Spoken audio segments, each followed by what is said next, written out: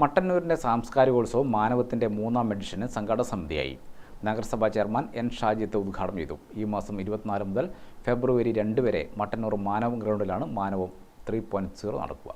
എല്ലാ തരത്തിലുള്ള പരിഗണനകൾക്കും അതീതമായി നമുക്ക് ഒത്തുചേരാനുള്ള അവസരങ്ങൾ ഉണ്ടാക്കേണ്ടതുണ്ട് എന്ന് തന്നെയാണ് 14ാം പഞ്ചവത്സര പദ്ധതിയുടെ ഭാഗമായുള്ള മാർഗരേഖയിൽ വളരെ വ്യക്തമായി സൂചിപ്പിച്ചിട്ടുള്ളത്.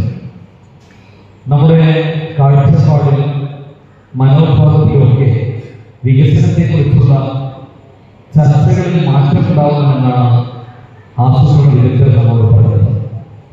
വികസനം എന്ന് പറയുമ്പോൾ നമ്മുടെ മനസ്സിൽ പ്രധാനമായി നമ്മൾ കൊടുക്കുന്നത് റോഡുകളെ കുറിച്ചും അല്ലെങ്കിൽ മറ്റ് കെട്ടിടങ്ങളെ കുറിച്ചും ഒക്കെയാണ്. ആ റോഡിലൂടെ കടന്നു പോകുന്ന മനുഷ്യന് കടന്നു പ്രാധാന്യം കൊടുക്കും. കെട്ടിടത്തിൽ ചെലവഴിക്കുന്ന കുട്ടികളെ കുറിച്ച് ചെയ്യണം.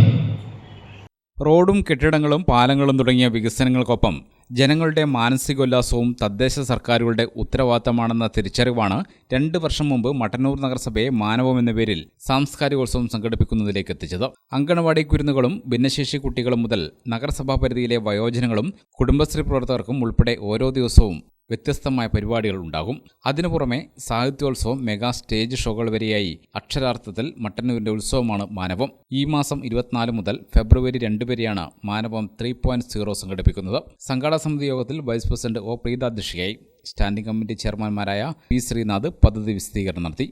സ്റ്റാൻഡിംഗ് കമ്മിറ്റി ചെയർമാൻമാരായ കെ മജീദ്, പി അനിത, കൗൺസിലർമാരായ P Raghavan, A Masoodanan, P Abdul Jaleel, നഗരസഭാ സെക്രട്ടറി രാകേഷ് പാലേരി വീട്ടിൽ, K T Chandran, P K Govindan, M Ratheesh, Krishnakumar Kannoth, K V Jayendran, K Kunhahammed, Chooriyot Musthafa, O K Prasad, CDS chairperson P Rekha തുടങ്ങിയവർ സംബന്ധിച്ചു. K Shailaja MLA, K T Chandran, K Bhaskaran, Seena Ismail, P K Govindan, Anitha Venu, P Purushothaman എന്നിവർ രക്ഷാധികാരികളായുള്ള സംഘാടക സമിതിയും 501 അംഗ ജനറൽ കമ്മിറ്റിയും യോഗം തിരഞ്ഞെടുത്തു.